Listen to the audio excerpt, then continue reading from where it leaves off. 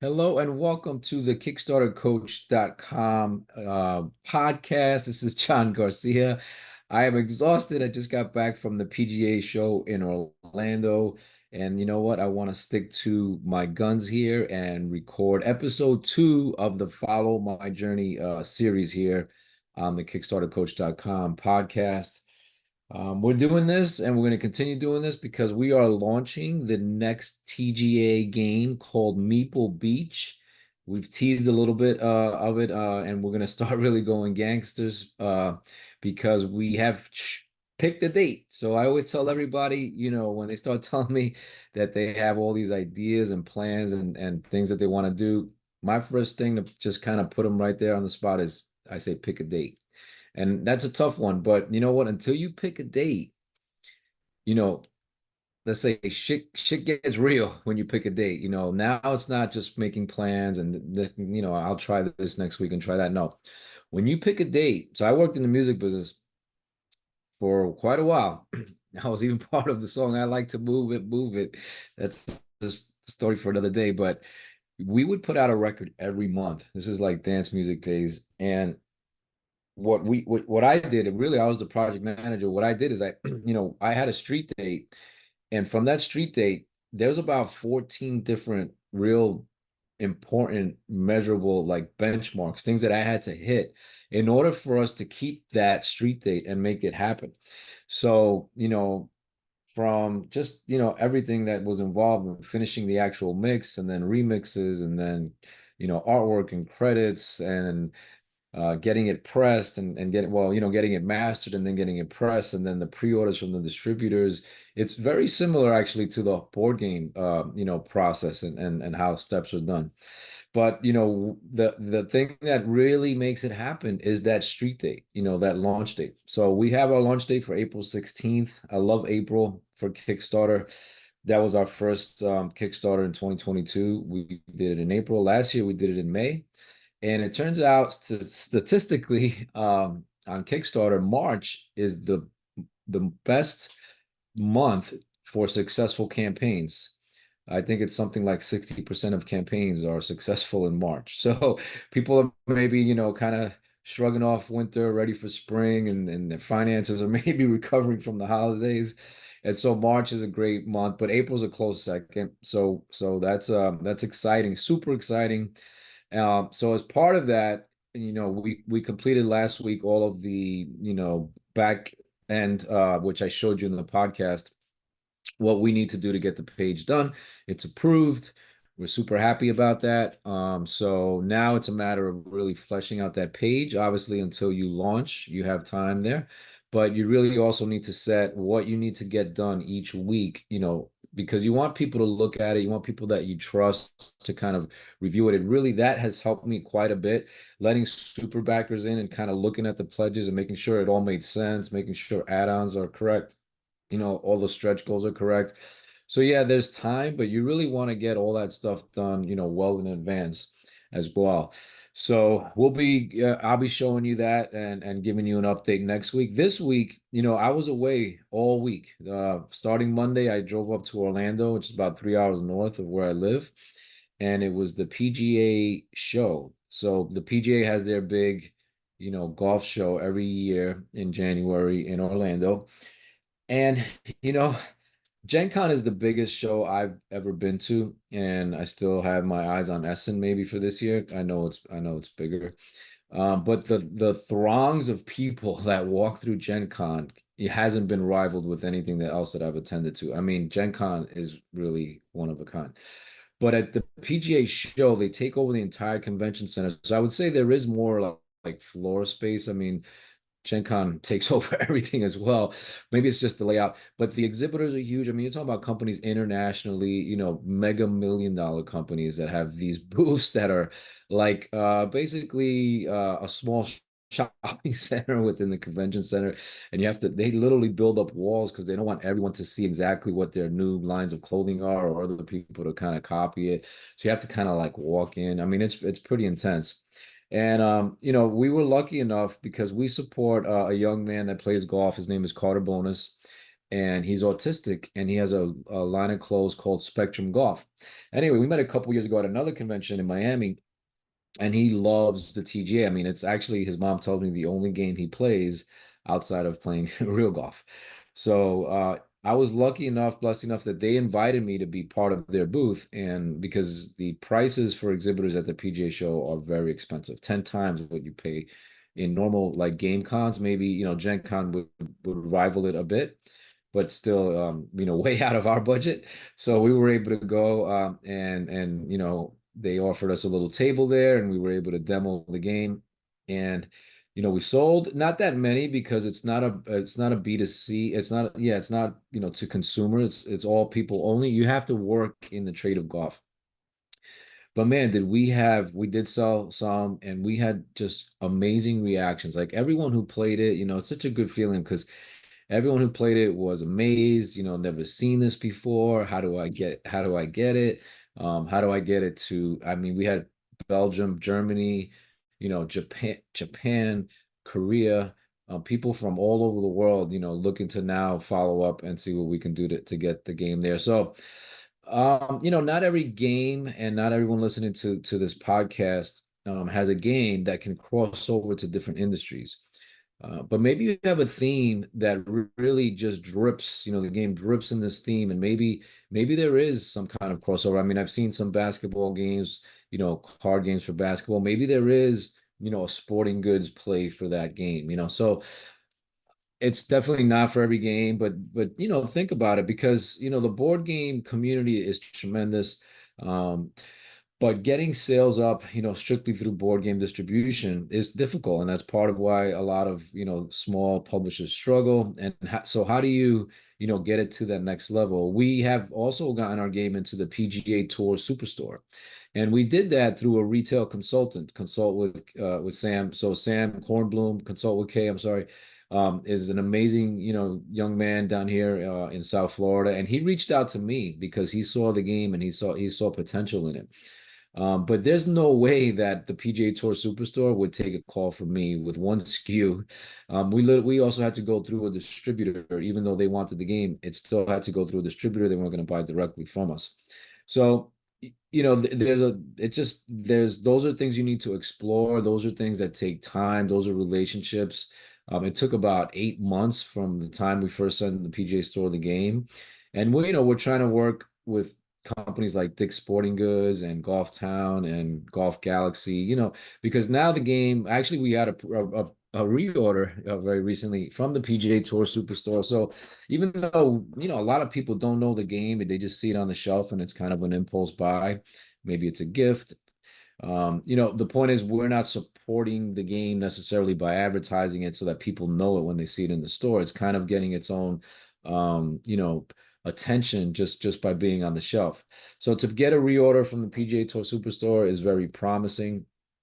Um, and the PGA show itself was just inspiring, just seeing other small companies as well. And if you have an opportunity to go to trade shows outside of your direct board game industry, I would highly encourage you to do that, even if it's just walking the floor and meeting other exhibitors, which is the first thing I did the first time I went to Gen Con. That's all I did. Last year we were able to get some booth space through Indie Game Alliance and Matt. So that was awesome, and we'll be doing that again this year. So anyway, back from the PGA show, and super pumped. And actually, while I was there, I heard from Adam Adeletto, and he was at the London Toy Fair. And I didn't even know, because he's been busy trying to get our game also completely shipped to UK and EU. He's handling that for our Kickstarter backers, and it's been a challenge, and it's been something that we were disappointed in the length of time that it's taken. So, as a Kickstarter, designer of a game, when you fulfill games, it's the most important thing you can do, because people have pledged this game and taken you for your word that you're going to deliver. And to me, like, nothing else really matters. Like, maybe the game doesn't meet their expectations, maybe things like that are going to happen, but to the extent that you can control shipping on or around the dates that you promised, whether it's the greatest game or not, the backers are going to respect you for that. And so in our first campaign, we didn't have really a UK partner in place, and shipping was expensive, and we were shipping it from the US. And so this time, Aledo Games is our distributor in the UK. So we said, it just makes sense. We'll ship all of the UK EU backers games to you. You'll fulfill it. We'll reduce shipping costs and we'll speed up shipping time.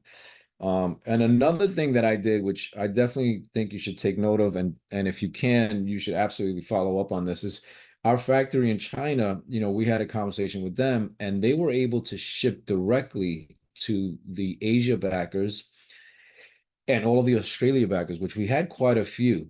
Combined, that was over 50 backers in those areas. And so obviously ship it here and then back to Australia or to Asia is super expensive. So we handled here in the US, all of the US and Canada, and a few orders that we had in South America. And then our factory, again, they handled all of Asia and all of Australia. So Asia and Australia backers, we usually get it probably the latest in most backing campaigns, got it first. They got it way ahead of anyone else. And then unfortunately, I'm upset, and I am it's unacceptable to have the 4 weeks or so delay between the US and the UK shipping. So the point is, you do want partnerships, and the people at Aledo are amazing people. They really are good people. It's a small company, and I understand when you're short-handed, when you're short on materials and things like that. But they are a good company, a quality company. And Adam, the owner there, has apologized personally. And as of today, we have reassured the backers with updates on the dates. But again, learning this side of it is to me really the most important and missing part of it. I mean, the marketing I knew, and some logistic things I knew, but really delivering to the backers. And Kickstarter, it's a running joke. Like, I'm waiting for a Kickstarter for 2 years, or they show the skeleton that's on the bench and he's waiting for a Kickstarter package. That's really not that's not the reputation that board game designers and publishers want to have. And I think we need to take that much more seriously. And you can do a much better job estimating shipping. As you do more campaigns, obviously you learn more, but you need to really pad in. If the factory tells you it takes a month to make it and 2 months to ship it, and you promise your backers 3 months from the time of the end of the campaign closing, you're cutting it way too close. You need to double that. You need to make it 6 months, because best case scenario, you deliver in 5 months, and you're going to have backers that, again, despite what they may think of the game, they're going to really give you a lot of respect because you came in ahead of schedule. Worst case scenario is you're a little bit late. You definitely don't want to be, like some of these campaigns where maybe haven't even delivered. Obviously, that's the worst case scenario. But delivering 6 months after the 6 months, like a year and things like that. I mean, I would never pledge again for someone, and I've also had to wait quite a bit on some campaigns, and it's like it shouldn't be the norm. It shouldn't just be like that's the expectation that it's gonna, that designers or Kickstarters are lying to backers about shipping times just to get a pledge. No, that's definitely not the right way, and I don't think it's the case. It's just inexperience. And also having high hopes as a board game designer that you can deliver this thing quickly. But here's the thing. The world does not stop for you. So the factory has other clients, the distributor has other clients, the fulfillment house has other clients. And in my case, and probably most people that are here listening, you're a small guy. You're not going to demand much attention. Your order of 500, 1,000 games or whatever is a drop in the bucket. So while they should respect you because you're a paying customer like everyone else, think about it for yourself. And in situations you've been, you put a priority on the bigger fish, right? You put a priority on the ones that bring in the most money. And that's just the way it is. So if you're going to have this tight timeline, you're also expecting everyone else, when from the factory to shipping, fulfillment, to kind of like okay, they're going to stop everything they're doing because John's game is there and we're going to ship it out. No. Now, luckily for me, I have met someone right here in South Florida. Anybody that needs Kickstarter coaching, and needs fulfillment, I can definitely highly recommend Diana at A&B Distribution. They did actually stop everything, and they got the games, a couple weeks before the holidays. And the last week is another thing you need to understand. The last week of the year, almost everyone is closed. So they got 460 something games turned around in 2 weeks. I mean, almost everybody that backed us here in the US and Canada, received the game on time. There's always going to be a few exceptions. There's always going to be a few glitches. There's always going to be a few, pledge managers that weren't filled out correctly. And then you deal with that as they come up. But if you could get 99%, of your games done and in the right time frame, the time, window, you're going to get people that are fans. And now I want to say this before I move on is I've been transparent with my backers. I had one backer, Renee, and I'm not sure if it's a man or woman because of the way they spell it. Um, but that person went out of their way to say, hey, John, out of all the 20 something, campaigns that I've pledged on, you've been the most communicative, professional, and transparent. So, and that person said, and again, I'm not sure if it's he or she, I'm afraid to ask, but just Renee is one of those names that, obviously, depending how you spell it, it could go either way. But I'm so grateful, to hear that because it matters, it matters to a backer, and it should matter 100% to you as well. And then them saying that is the reason why, even through this shipping delay in the UK, I was super transparent. I take full blame and responsibility for the delay, even though it's in Aletto's hands. I need to have 100% understanding and transparency from Aletto, and I haven't had that, and so anyway, I went out there, I put another update on my Kickstarter campaign, and I explained again everything that was going on, no excuses, and here's the update. And immediately I got a response from a gentleman named Chris saying, understanding to a certain extent that it's a little bit out of my hands, but appreciating that I'm the person that's still 100%, explaining that I'm still responsible, and saying, hey man, John, when you have something else, I'm going to back it because I think he sees that, I do wear my heart on my sleeve and I put myself in those backer situations. And there's no doubt at all that without Kickstarter, the TGA would not be. There's no other way I could be at this point. There's no other way I could have taken it from an idea to execution, because the game itself just, it was just too novel and just really, this is what Kickstarter is made for. Not, not going to harp on it, but not for large established publishers and designers that are just kind of pre-ordering games they're going to make anyway. So there's some good lessons there this week. And I do want to take a second and thank again the TGA backers. And we met some at the show as well, at the PGA show, and people, that's an amazing thing when you're not even at a board game convention and people, oh yeah, I follow you on social. I love the game. I saw the game. Thanks again to the entire community. I did hear so moving on a little bit, we did order the 20 copies of the promos for Meeple Beach. So, and listen, as soon as I ordered them, I thought of an idea for a rule change, and I reached out. Well, okay, not as soon, but real soon after. Now, China has Chinese New Year's, right? Right around this time. And they closed down for weeks. I mean, nothing happens in that country for 2 weeks solid. And my rep told me, listen, if you want to get the promos in, you need to send it now, because if not, we're going to be closed down and we won't have, be open again until February 12th or something like that. So I kind of said, okay, well, these are promos. It's, they're 99% done. There's some QR codes there that we're still haven't finished because we're going to do a video rule book. But I said, okay, let's go ahead and do this. Excuse me, we'll send a letter to the reviewers letting them know, that there's some things that are still going to be updated. But anyway, I thought of a rule and it was too late. I reached out to them, but the rule book has already been printed.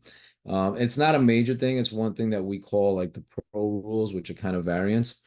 but I think it's, definitely needs to be in there. But that's that luckily that not luckily, but that's why you do the promo copies, and that's why you send out promo copies, well in advance, because you may even get some feedback now from the reviewers that you can actually still tweak the game. You still have a small window of time to tweak the game, because if the Kickstarter starts April 16th, it'll end in May 16th, right? And then you have about another 30 days to close the campaign while people are doing add-ons and finishing their pledge matter and all that.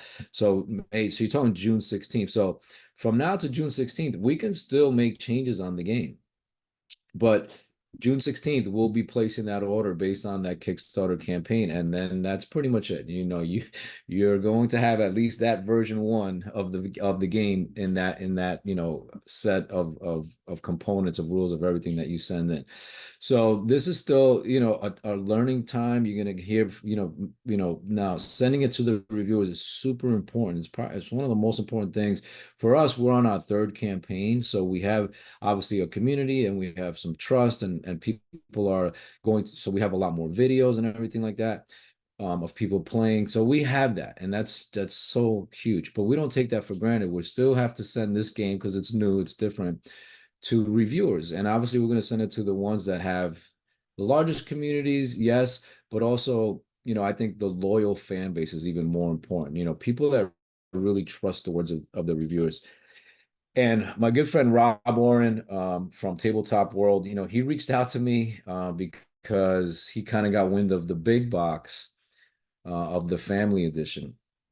And I had sent him the pro edition. He fell in love with it. He picked it as the top. It was number 8 on the top 25 games of the entire year.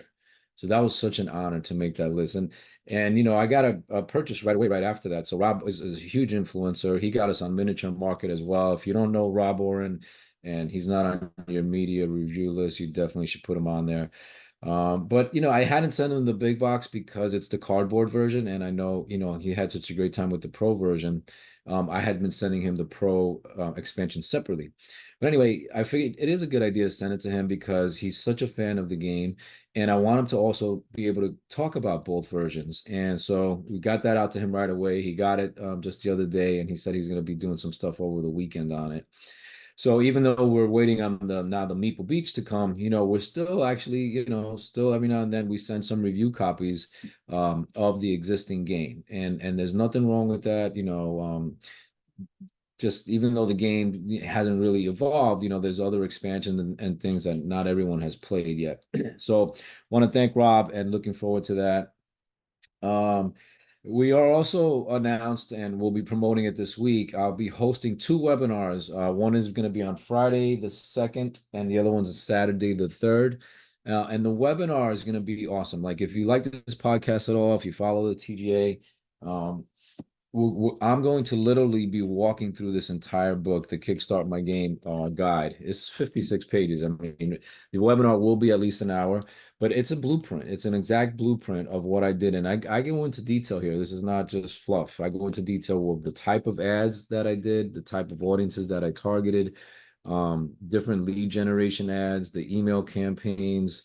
It's a lot of the stuff that I cover in the coaching. And I thought, if you're interested in the coaching, you get to see this webinar, you get to really kind of see the meat and potatoes of what the program is about. And then obviously you may not even, that may be enough. And it's going to be tremendous content.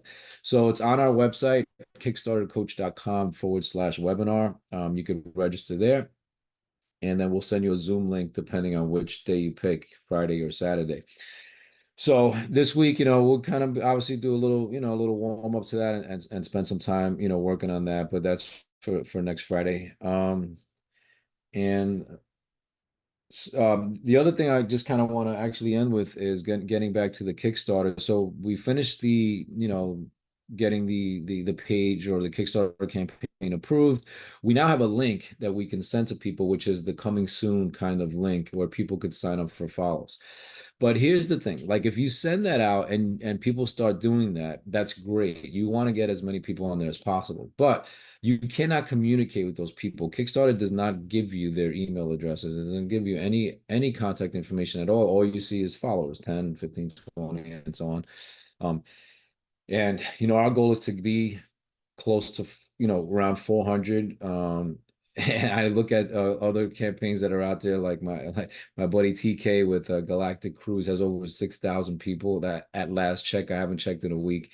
I mean, there's some funny posts going around that he's going to fund in 120 seconds, and I wouldn't doubt it. I mean, the game is amazing, and what they do slowly, methodically every day is just the right way. If you want to look at a campaign and an entire program that's done it right, look at TK and look at Galactic Cruise, because even as a marketer and even as a coach, I'm learning from them. I'm learning how they're giving rewards, on their Facebook page based on followers. They're giving away, I think game copies and just their emails, and how they're keeping that community engaged that's Kickstarter 101 right there, man. That is the basics of a positive campaign. So the thing that I wanted to express is that even though you have that link and you have that Kickstarter page ready, don't start promoting it without first at least asking for that person's email through your landing page and through your website.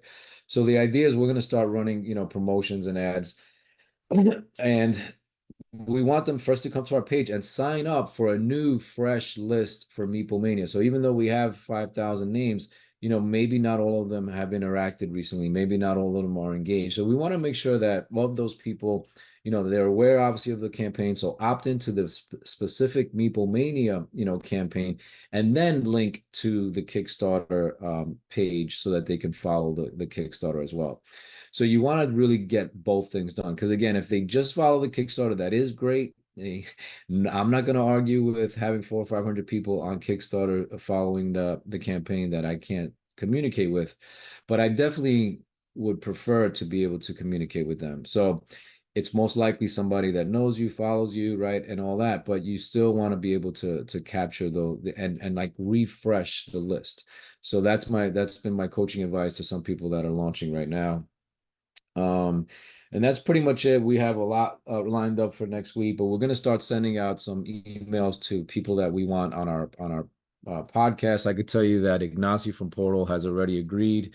Rob Warren from Tabletop World has already agreed. We're gonna have I want some distributors on there. We obviously want board game designers to be the large part of it, but we're even gonna have super backers on this podcast as well. So we're gonna start recording them soon and probably launch the podcast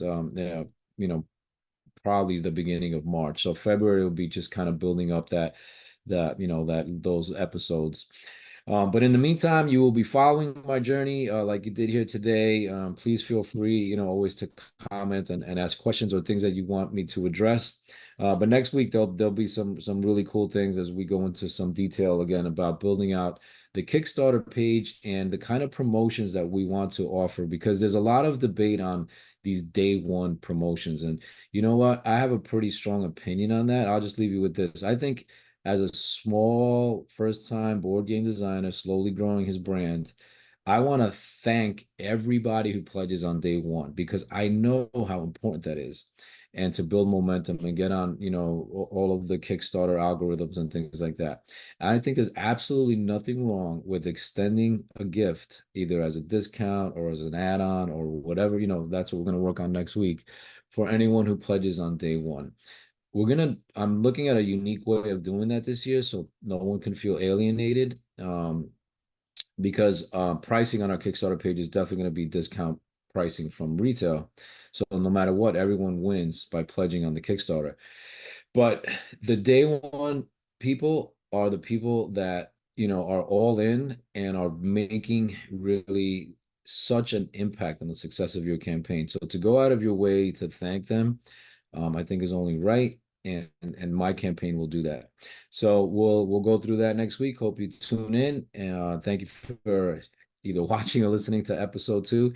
And until next week, happy gaming, guys. Take care.